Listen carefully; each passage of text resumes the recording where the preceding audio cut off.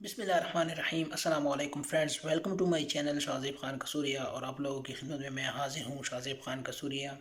ایک نئی سی دلچسپ ویڈیو آپ لوگوں کی خدمت میں پیش کرنے لے کر آئے ہیں۔ تم نے دیکھ آپ لوگوں کو پتہ چل گیا ہوگا، یہ شارٹ ڈاکومنٹری ہے یونائٹڈ اسٹیٹس آف امریکہ کے بارے میں۔ چلو آئے سنتے ہیں، اس کے بعد تھوڑی پھر ڈسکشن کریں گے۔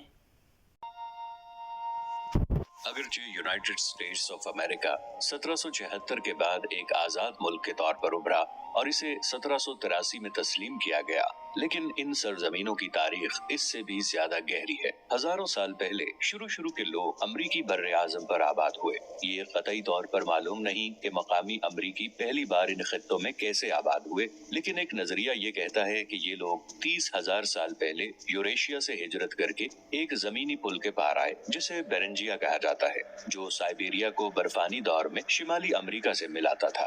یہ ہجرت 10,000 سال پہلے تک جاری رہی۔ اس وقت ایک برفانی دور ختم ہوا اور زمینی پل ابھرتے ہوئے سمندر میں ڈوب گئے۔ ابتدائی باشندوں کو پیلیو امریکنز کہا جاتا تھا۔ وقت کے ساتھ ساتھ وہ امریکہ میں اور بھی آگے تک منتقل ہوئے اور قبائل اور قومیں تشکیل دی۔ انہوں نے دلچسپ تہذیبیں تخلیق کی، اپنی ثقافت کو ترقی دی۔ یہاں موجود ثقافتوں میں Adena culture, Iroquois culture, Coles Creek culture, Pueblo culture اور میسیسیپین کلچر کا ذکر ہوتا ہے۔ آج کے امریکہ کا ایک اور حصہ ایک دلچسپ اور مختلف تاریخ رکھتا ہے۔ اگر ہوائی کی بات کی جائے تو یہ زمین پہلی صدی عیسوی تک آباد نہیں تھی۔ مقامی ترقی پہلی اور 10ویں صدی کے درمیان پولیشیائی لوگوں کی آبادکاری کے ساتھ شروع ہوئی۔ 15ویں صدی میں یورپی نوآبادیات کا آغاز ہوا۔ 1492 میں اٹالین ایکسپلورر کرسٹوفر کولمبس کی سربراہی میں ایک ہسپانوی مہم ایک نیا تجارتی راستہ تلاش کرنے کے لیے مغرب کی طرف روانہ ہوئی، لیکن وہ اس جگہ پر اتری جو یورپیوں کے لیے نئی دنیا کے نام سے مشہور ہوئی۔ اس واقعے کے بعد اگلی دہائیوں میں زیادہ سے زیادہ بحری جہاز مغرب کی طرف کالونیاں اور تجارتی چوکیاں قائم کرنے کے لیے روانہ ہوئے۔ ہسپانویوں نے کیوبا، پورٹوریکو اور ہسپانیولا جیسے جزائر کو اڈوں کے طور پر استعمال کرتے ہوئے اپنی امریکی سلطنت کی تعمیر شروع کی، اور وہ بہت زیادہ پھیل گئے۔ فرانس نے مشرقی شمالی امریکہ، کئی کریبین جزائر اور جنوبی امریکہ کے چھوٹے ساحلی حصوں میں کالونیوں کی بنیاد رکھی۔ پرتگال نے برازیل کو کولونائز کیا۔ مشرقی سمندری ساحل کو بنیادی طور پر 17ویں صدی میں انگریزی نوآبادیات نے ڈچ اور سویڈن کی بہت کم تعداد کے ساتھ آباد کیا تھا۔ پہلی کامیاب انگریزی کالونی جیمز ٹاؤن 1607 میں ورجینیا میں دریائے جیمز پر قائم کی گئی تھی۔ 17ویں صدی کے آخر میں آباد کاروں کی ایک نئی لہر آئی اور تمباکو پر مبنی تجارتی زراعت قائم کی۔ حالانکہ مقامی امریکیوں اور انگریز آباد کاروں کے درمیان کچھ تنازعات تھے، کالونیاں بہت تیزی سے پھیلنے میں کامیاب ہوئیں اور زیادہ سے زیادہ لوگ آباد ہونے لگے۔ 13 امریکی کالونیوں میں سے ہر ایک کا حکومتی ڈھانچہ قدرے مختلف تھا۔ در حقیقت ایک کالونی پر لندن سے مقرر کردہ گورنر کی حکومت تھی۔ اس گورنر نے انتظامیہ کو کنٹرول کیا اور ٹیکسوں کو ووٹ دینے اور قانون بنانے کے لیے مقامی طور پر منتخب مقننہ پر انحصار کیا۔ 18ویں صدی تک امریکی کالونیاں بہت تیزی سے ترقی کر رہی تھیں اور زمین اور خوراک کی وافر فراہمی کے ساتھ موت کی کم شرح کے نتیجے میں اس نے تارکین وطن کا ایک بہت بڑا بہاؤ اپنی طرف راغب کیا۔ تمباکو اور چاول کے باغات نے ویسٹ انڈیز میں برطانوی کالونیوں سے افریقی غلاموں کو مزدوری کے لیے درآمد کیا، اور 1770 کی دہائی تک افریقی غلاموں نے امریکی آبادی کے 5ویں حصے کی شناخت حاصل کی۔ برطانیہ سے آزادی کا سوال اس وقت تک پیدا نہیں ہوا جب تک نوآبادیات کو فرانسیسی اور اسپینش طاقتوں کے خلاف برطانوی فوجی مدد کی ضرورت تھی۔ فرینچ اور انڈین جنگ کالونیوں کی سیاسی ترقی سے پیدا ہونے والا ایک واقعہ تھا، اور یہ 7 سال کی بڑی جنگ کا بھی حصہ تھا۔ برطانیہ نے فرانسیسی افواج کو شکست دی اور فرانس نے کینیڈا اور لوزیانا میں اپنی کالونیاں اور علاقے کھو دیے۔ یہ جنگ مہنگی تھی اور برطانیہ کو پیسے کی ضرورت تھی۔ برطانوی پارلیمنٹ نے 1765 کا اسٹیمپ ایکٹ منظور کیا، جس میں نوآبادیاتی مقننہ سے گزرے بغیر کالونیوں پر ٹیکس عائد کیا گیا۔ لیکن یہاں ایک ایشو اٹھا کہ کیا پارلیمنٹ کو ان امریکیوں پر ٹیکس لگانے کا حق ہے جن کی یہاں نمائندگی نہیں تھی، یعنی نمائندگی کے بغیر کوئی ٹیکس نہیں۔ کالونیوں نے ٹیکس ادا کرنے سے انکار کر دیا۔ چونکہ 1760 کی دہائی کے آخر اور 1770 کی دہائی کے اوائل میں تناؤ میں اضافہ ہوا، 1773 میں بوسٹن ٹی پارٹی کو انقلاب کے آغاز کے طور پر منتخب کیا گیا۔ بوسٹن کے قصبے میں چائے پر نئے ٹیکس کے خلاف احتجاج کیا گیا۔ پارلیمنٹ نے اگلے سال زبردستی ایکٹ کے ساتھ फौरी तौर पर जवाब दिया। मैसाचुसेट्स से खुद हुकूमत के इस तारीखी हक को छीन लिया और इसे फौज की हुक्मरानी में डाल दिया, जिसने तमाम 13 कॉलोनियों में गम गुस्से और मुजाहिमत को जन्म दिया। तमाम 13 कॉलोनियों के रहनुमा इकट्ठे हुए और अपनी मुजाहिमत को मरबूत करने के लिए पहली कॉन्टिनेंटल कांग्रेस तश्कील दी। कांग्रेस ने बरतानवी तिजारत के बाइकआउट का मुतालबा किया, हुकूक और शिकायत की फहरिस्त शाये की और बादशाह से इन शिकायत के इजाले की दरखास्त की। ये उस वक्त आजादी के बारे में नहीं था, लेकिन इस अपील का कोई असर नहीं हुआ और इसलिए 1775 में बरतानवी फौज के खिलाफ कॉलोनियों के दिफा को मुनज़्ज़म करने के लिए दूसरी कॉन्टिनेंटल कांग्रेस बनाई गई। अमरीकी इनकलाबी जंग 1775 से 1783 में अमरीकियों ने 1777 में सरटोगा में बरतानवी हमलावर फौज पर कब्जा कर लिया, शिमाल मशरिक को महफूज बनाया और फ्रांसीसियों को अमेरिका के साथ फौजी इत्तेहाद करने की तरगीब दी। फ्रांस, स्पेन और नीदरलैंड्स को लाया।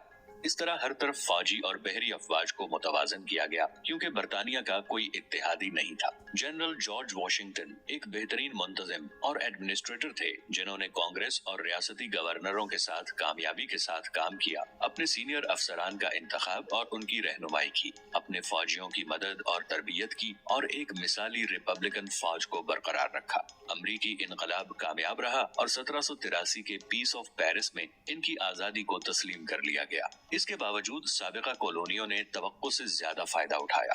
मगरिब में फैलने के साथ ही अपालाचीन पहाड़ों के मगरिब में एमरेंडियन जमीनों को शामिल करना शुरू किया गया। यूनाइटेड स्टेट्स ऑफ अमेरिका के प्रेसिडेंट थॉमस जेफरसन ने 1803 में एक मुआहिदा किया था। उसने लुजियाना का इलाका फ्रांस से खरीद लिया।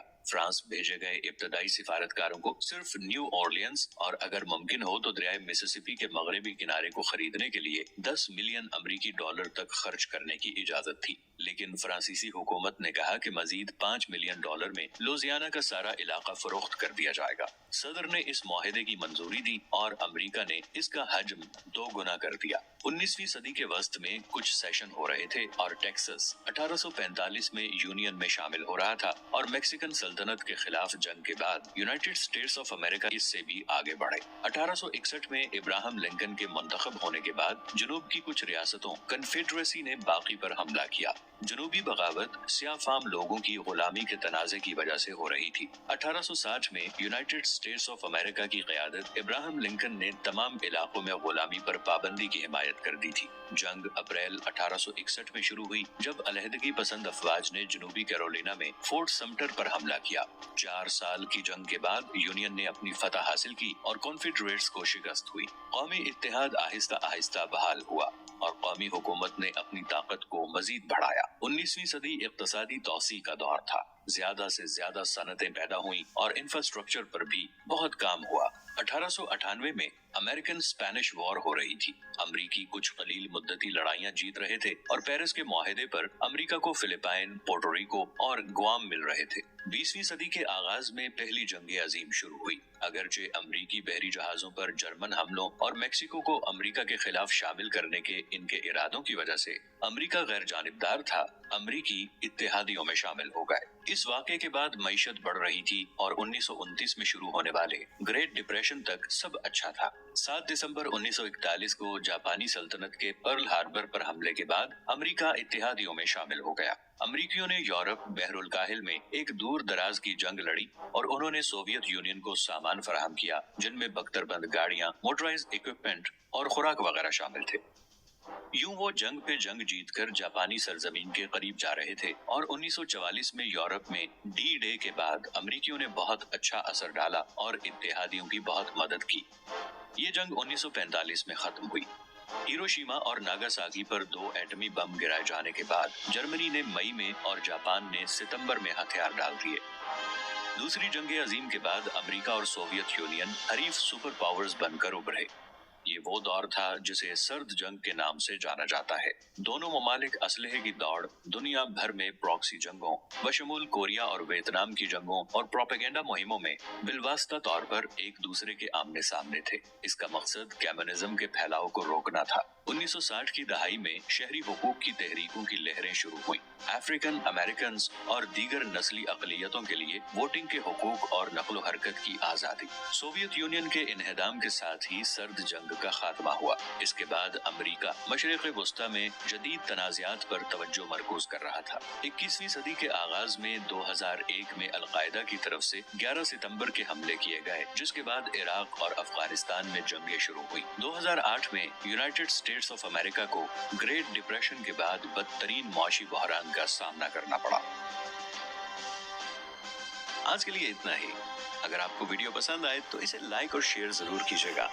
हाँ तो दोस्तों, वीडियो आप लोगों ने देख ली है, शॉर्ट डॉक्यूमेंट्री थी यूनाइटेड स्टेट्स ऑफ अमेरिका के बारे में। बहुत ज़्यादा मालूमात फराहम हुई हैं। इन्होंने भी आज़ादी हमारी तरह बरतानिया से ही हासिल की है, और बरतानिया ज़्यादातर ममालिक ऐसे हैं जिन्होंने जब आज़ादी हासिल किया तो बरतानिया से ही हासिल की है। इसके बरतानिया के बारे में तो मैंने बचपन में ये सुन रखा था, और ये बात मेरे ख्याल में सच भी है कि जहाँ पे सूरज निकलता था और रोशनी पड़ती थी, वहाँ पर भी सबसे पहले सुबह सुबह जब सूरज निकलता था तो वहाँ पर भी बरतानवी राज होता था, और जहाँ पे फिर ग़ुरूब होता था, आखिरी किरण पड़ती थी और सूरज ग़ुरूब होता था, तो वहाँ पर भी बरतानवी राज होता था।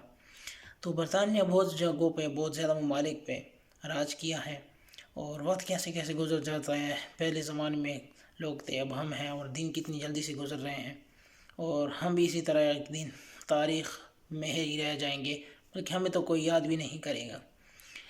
बहुत ही शॉर्ट डॉक्यूमेंट्री थी अमेरिका के बारे में, तो मैंने सोचा कि आप लोगों की खिदमत में इसे पेश करूं। इंशाल्लाह कल किसी और वीडियो में फिर हाज़िर होंगे, लेकिन जाने से पहले आप लोगों से मैं वही गुजारिश करूंगा कि मेरे इस चैनल शाज़िब खान कसूरिया को ज़रूर सब्सक्राइब करें, और वीडियो को लाइक, शेयर और कमेंट करना भी ना भूलिएगा। कल तक के लिए इजाज़त चाहूँगा। वस्सलाम।